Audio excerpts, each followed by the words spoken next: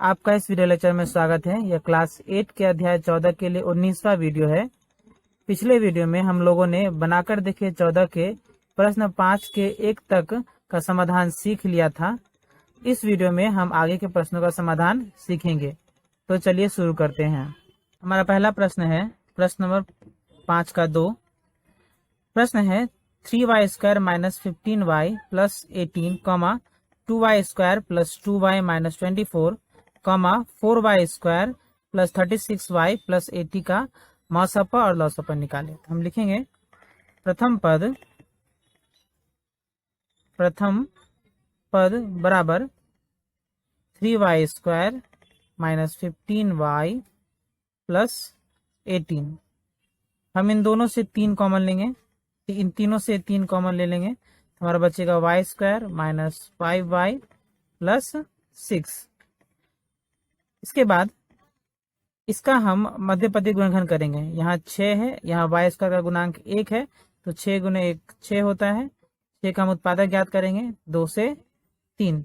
2 plus 3 करने से 5 चला आता है। हम इसे लिखेंगे 3y² minus 2 plus 3 into y plus 6 बराबर 3 इंटू y²। इसे हम लिख सकते हैं minus plus minus 2 into y minus plus minus 3y plus 6 बराबर 3 इंटू, इन दोनों से हम y कॉमन लेंगे तो y माइनस 2 हो जाएगा और इन दोनों से हम माइनस 3 कॉमन लेंगे तो y माइनस 2 हो जाएगा बराबर।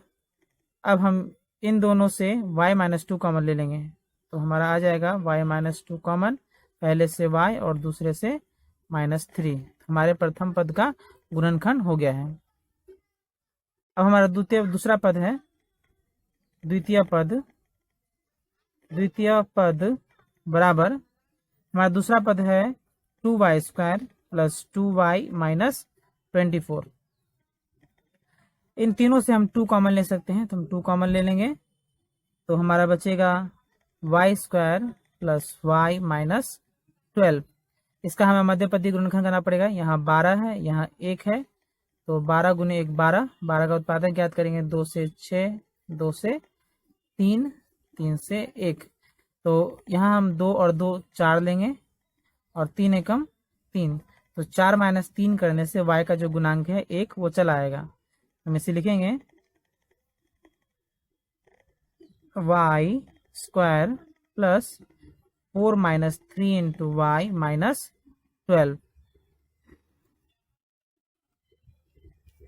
बराबर 2 into y² plus 4y minus 3y minus 12 बराबर 2 इंटू, अब इन दोनों से हम y कॉमन ले सकते हैं तो y प्लस 4 बचेगा और इन दोनों से हम माइनस 3 कॉमन लेंगे तो बचेगा y प्लस 4 बराबर, अब इन दोनों से हम y प्लस 4 कॉमन ले सकते हैं तो y प्लस 4 कॉमन आ गया, ये 2 पहले से था तो ये इससे बचेगा y और इससे बचेगा माइनस 3। हमारे दूसरे पद का गुणनखंड हो गया है। अब हमारा अंतिम पद है तृतीय पद। तो हम लिखेंगे तृतीय पद बराबर, हमारा तीसरा पद है 4y² प्लस 36y प्लस 80। हम इन तीनों से 4 कॉमन ले सकते हैं तो हम 4 कॉमन ले लेंगे तो हमारा शेष बचेगा y² प्लस 9y प्लस 20 बराबर 4। यहाँ 20 है, यहाँ 1 है, हम मध्यपदी गुणनखंड निकालने वाले हैं तो 20 का उत्पादक ज्ञात करेंगे 2 से 10, 2 से 5, 5 से 1। तो अगर हम 2 और 2 ले 4, 5 और 1 5 तो 4 प्लस 5 कितना होता है 9। तो y² प्लस 9 को हम लिख सकते हैं 4 प्लस 5 प्लस यहाँ y होगा प्लस 20 मिडिल ब्रैकेट बराबर 4 into y² plus 4y plus 5y plus 20 बराबर 4 इंटू इन दोनों से हम y कॉमन ले सकते हैं, तो y कॉमन लेने के बाद हमारा बचेगा y प्लस 4, और इन दोनों से हम 5 कॉमन ले सकते हैं, तो बचेगा y प्लस 4 बराबर। अब इन दोनों से हम y प्लस 4 कॉमन ले सकते हैं, तो y प्लस 4 बचेगा y प्लस 5 बराबर। ये 4 है, 4 का हम उत्पादक ज्ञात कर लेंगे, तो 2 से 2, तो हम इसे ले सकते हैं 2 स्क्वायर गुने y plus 4 into y plus 5। तो हमारे तीसरे पद का भी गुणनखंड हो गया है। अब हम पहले निकालेंगे मौसपा, तो हम लिखेंगे म स प बराबर। तो हम अगर ध्यान से देखें, प्रथम पद में 3 है, किंतु दूसरे पद में 3 नहीं है, और तीसरे पद में भी 3 नहीं है, यानी हम 3 नहीं ले सकते हैं।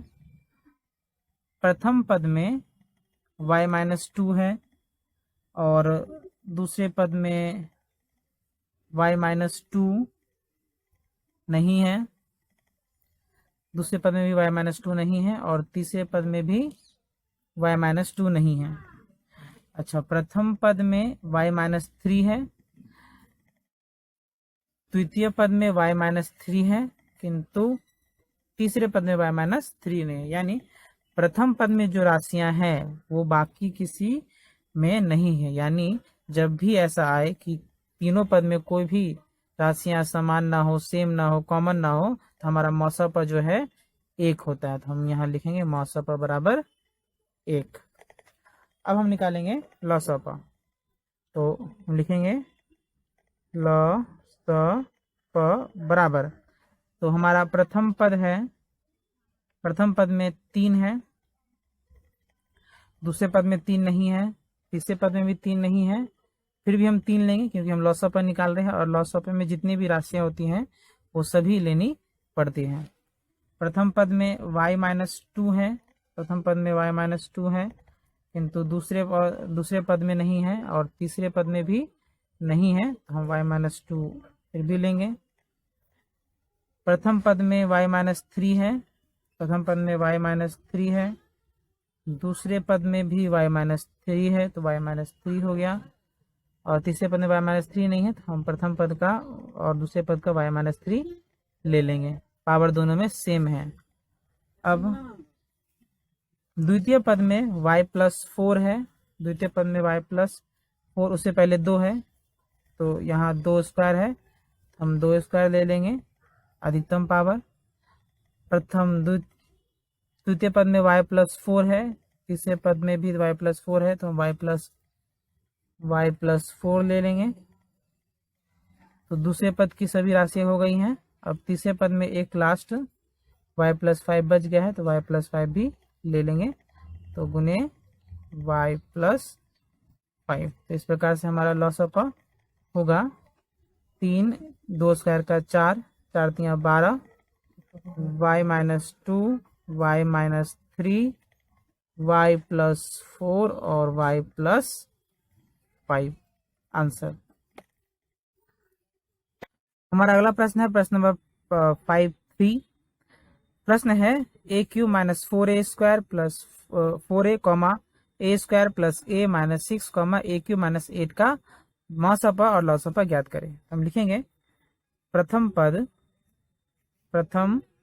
पद बराबर, हमारा प्रथम पद है a cube minus 4a square plus 4a। हम इन तीनों पदों से a कॉमन ले सकते हैं, तो हमारा शेष बचेगा a square minus 4a plus 4। हम चाहें तो इसे मध्यपदी गुणनखंड के द्वारा या फिर a minus b whole square का फॉर्मूला भी लगा सकते हैं। तो हम a minus b whole square का फॉर्मूला लगाएंगे, तो हम इसे लिख सकते हैं a का स्क्वायर माइनस 2 इंटू 4a को लिख सकते हैं 2 इंटू a इंटू 2, और इस 4 को लिख सकते हैं 2 का होल स्क्वायर। तो ये क्या हो जाएगा, a square minus 2ab plus B square का फॉर्मूला में चला आएगा। तो हम इसे लिखेंगे a माइनस 2 का होल स्क्वायर। तो हमारे प्रथम पद का गुणनखंड हो गया है। अब हम दूसरे पद का गुणनखंड निकालेंगे, तो दूसरे पद यानी द्वितीय पद बराबर a square plus A minus 6। इसका हमें मध्यपदी गुणनखंड करना पड़ेगा। यहाँ ए स्क्वायर का गुणांक 1 है और यहाँ 6 है, तो 6 गुने 1 6 का उत्पादक ज्ञात करेंगे तो 2 और 3, फिर 3 से 1, अगर हम 1 2 ले और 3 एकम 3 ले तो 3 माइनस 2 1 आता है, जो कि ए का गुणांक है। हम इसे लिखेंगे a square plus 3 minus 2 into a minus 6 बराबर a square plus 3a minus 2a minus 6 बराबर, इन दोनों से हम a कॉमन ले लेंगे तो बचेगा a प्लस 3, और इन दोनों से हम माइनस 2 कॉमन लेंगे तो हो जाएगा a प्लस 3, और इन दोनों से अब हम a प्लस 3 कॉमन ले लेंगे तो बचेगा a माइनस 2। तो हमारे दूसरे पद का गुणनखंड हो गया है। अब हम लिखेंगे तीसरा पद, तो हमारा तृतीय पद बराबर a क्यूब माइनस 8। तो हम इसे लिख सकते हैं a का होल क्यूब माइनस 8 को लिख सकते हैं 2 का होल क्यूब। तो ये a cube minus b cube का फॉर्मूला में ब्रेक होगा। तो हम फॉर्मूला जानते हैं, a क्यूब माइनस b का फॉर्मूला क्या होता है, a माइनस बी गुने A square plus A B plus B square. तो हम इसे लिखेंगे a minus 2 in bracket A square plus A into 2 plus 2 का स्क्वायर बराबर, इसे लिख सकते हैं a minus 2 A square plus 2a plus 4। तो हमारे तीसरे पद का भी गुणनखंड हो गया है। अब हम मौसपा और लौसपा ज्ञात करेंगे। तो सबसे पहले हम मौसपा निकालते हैं। तो यहाँ मौसपा बराबर, तो हम प्रथम पद में देखें तो हमारा a है जो कि दूसरे और तीसरे पद में नहीं है, तो हम a को छोड़ देंगे।